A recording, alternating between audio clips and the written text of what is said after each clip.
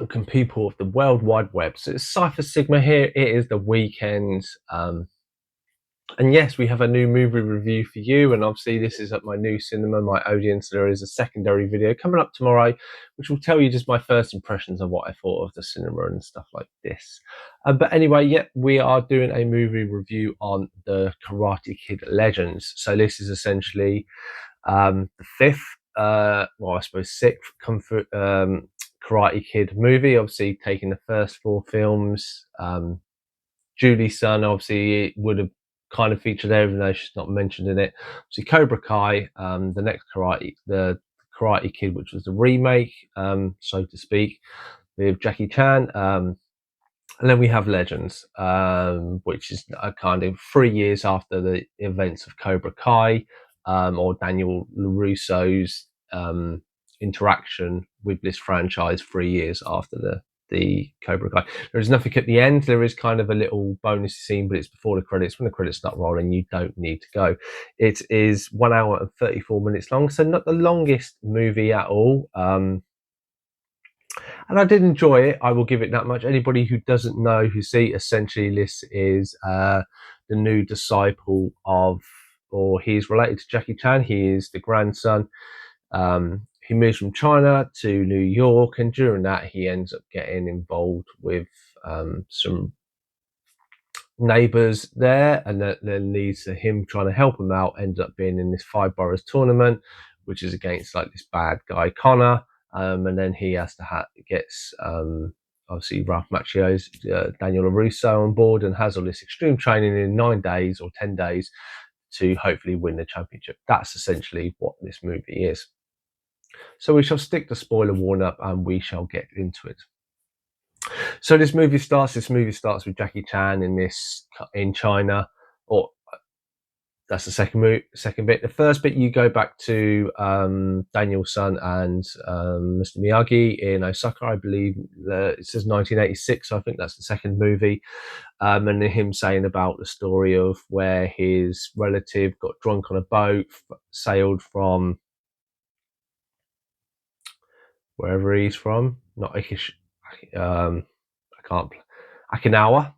From Okinawa, he sailed all the way to the coast of China, met this bloke. This bloke teached him kung fu, or martial arts, karate. And then this is where Miyagi-Do came from when he brought it back. But obviously, it tells you the story of these two families are interlinked. And this is where Mr. Han, who's Jackie Chan's character from the previous one, he is a descendant. That's where it's linked. I haven't seen that Karate Kid movie in a long time, so I don't know if it actually is mentioned in this. But it does kind of give you a little bit of a clip from the second movie, and then a kind of illustration of what kind of happened. Then we have Jackie Chan, as I said, in kind of China, training all his disciples, and one of them, with his headphones on, is the main character is Li Fang. This is probably played by Ben Wong. Then his mother turns up, Ming-Na Wen. So obviously from Agents of S.H.I.E.L.D., obviously the original voice of Mulan from the Disney movie of the 90s. She is the doctor. She's basically the mum. So you have Jackie Chan's the granddad. Then you have Dr. Fang. That's how she's referred to. She doesn't refer to, so basically Lee's mum. And then you have Lee himself. She doesn't want him fighting. He's not supposed to be there. Essentially, she's a doctor, and she's decided to take this role in New York, and they are moving, and that starts off. They go from China to New York, and then this is them moving into their New York residence. Lee decides to go out and get some food. This is where he comes across the local pizza place that is done by Victor Lipan. Or Lapani, Joshua Jackson's character. He's the dad, and then he has his daughter who is working there for Sadie Stanley, who is Mia. And then the only kind of thing you know is they're really nice, but they owe some money to a character called called O'Shea, and O'Shea he's the crease, so to speak, of this movie. And then his disciple Connor is kind of the Johnny of this movie, so to speak. Tim Rosen plays O'Shea. I remember, if you've ever seen Schitt's Creek, he is mainly from that. And yeah, this is essentially how this premise starts. This is where Lee and Mia kind of have this relationship. Connor's upset because it's his ex, blah blah blah. As we also know,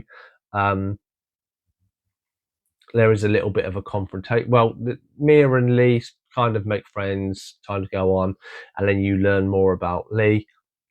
You find out that in China, him and his brother used to compete in tournaments. They competed in a tournament, and his brother won it. Afterwards, the guy who got defeated got two of his mates. They had a fight, ended up knifing his brother and killing him, and that's why there's this traumatic thing with Lee, and he struggles with this. So he gets beat. He gets kind of picked on by Connor a little bit throughout the beginning of this movie. And there's kind of this system until the point of Lee decides to step in when Joshua Jackson's character is being beat up by the thugs from O'Shea who want their money back. He helps him, and then there's this agreement that Lee would train him to basically win a fight or two so he can win back the money that he owes, and then they're all right. And he sees that's not fighting. This happens during the fight. Unfortunately, it goes wrong because O'Shea basically causes his opponent to like swoop the leg, it kind of elbow the face, and kind of puts Joshua Jackson's character in intensive care. This brings his mum out because his mum happens to be the one working at the hospital and happens to working in that field. And and this is where Lee is very conflicted. His granddad then makes the trip to New York to surprise him, which he does, and then he tries to train his grandson to get him better, not necessarily to fight, but get better. And he says, I want to train you for this fight. We're going to help your friends out, and we're going to win this Five Boroughs tournament. In between this, he's only got, I think, 10 days to do it. He takes 2 days. He travels to the Valley to meet Daniel LaRusso, and there's a whole confrontation of talking about Mr. Miyagi and that he will join him. Fast forward, Lee's doing this training montage and stuff, and then Daniel LaRusso turns up, and then they're kind of his two senseis. And this is where the rest of the movie is him being trained, him kind of making a small declaration to Mia and stuff like this, and then it comes down to the final fight, and as you would see, he wins it. Not necessarily with the crane kick, as we know, but there are different, and then you think the movie's kind of ended. You get to see that obviously he manages to pay the money back, and Joshua Jackson's character and his daughter open up 2 pizza places, and they all have fun. And then he says, I have a pizza to send special delivery. He sends it to the Valley, and this is where we meet Daniel LaRusso picking up has a little picture and has said, thank you for all your help and all that stuff. And then this is when we have the special appearance of Johnny Lawrence, Zach Rafter, or however he pronounces his name. And then there's a few little mild jokes, and that is the end. So what did I think of this movie? I think this movie is 5.8 out of 10. I did enjoy it. It was a fun watch. Ben Wong, was great as Lee. I think he's got great potential. His acting and being kind of the kid, but still having the martial arts side of things was great. It was good to see the two Daniel LaRusso do a little bit more. I think they gave him a little bit more flashier moves and stuff with this, even though it necessarily isn't him. I enjoyed Mia, the Sadie Stanley. I think she was a great fit. Very much seems like she'd be right off the page of Cobra Kai. So I think having that kind of influence and style moved and blended in quite in there. Having Lee's kind of trauma, I thought, was a nice different avenue to go, and having him trying to help out Joshua Jackson's character, obviously, which is his kind of love interest dad, I thought that really worked for me. You then kind of comes on top O'Shea, and then Lemon Money, and he runs the tournament and all this stuff, and and there's Connor, the bad guy, who you don't really get to see much fight in it. It comes down to it because of the shortness of the movie. I think there was just too much trying to go on. So obviously, if anybody's seen the original Karate Kid, I can't remember, it's like an hour and 40, an hour and 50 minutes. It is a simple thing. He is the geek, he gets picked on, and then basically he does his tournament to win back. It's very simple, and he has his love interest. This, you have a lot more elements. You have the trauma of his brother dying. You have the mum is quite a big influence on him. You have the neighbour, dad, and the pizza place, and he kind of works in and helps him work out. And he's trying to study for his SATs, and he's got this guy called Alan, which I thought Alan was quite a nice addition to the cast and stuff like this. But I think there was just too much going on that certain elements took a step back. The same way as well, they tried to put his training in the course of a week. I get it, he's got the foundation, but I mean, his foundation, when he went up against Connor, he got completely whipped, and within like 7 days training, he could be completely the opposite person who he was. I think was too much of a step. Like, you needed to split the timeline a little bit bigger. I would have necessarily not taken Connor out, but I wouldn't necessarily have Connor as the anti-love interest. I always feel that this should have been, he didn't want to fight. He is interested in Mia. Her dad needs help, and he helps train. He helps them out. He didn't necessarily need the fight montage, but you could have had the fight montage. He still owes money. The criminals are going over, and then they have this agreement to fight in a tournament.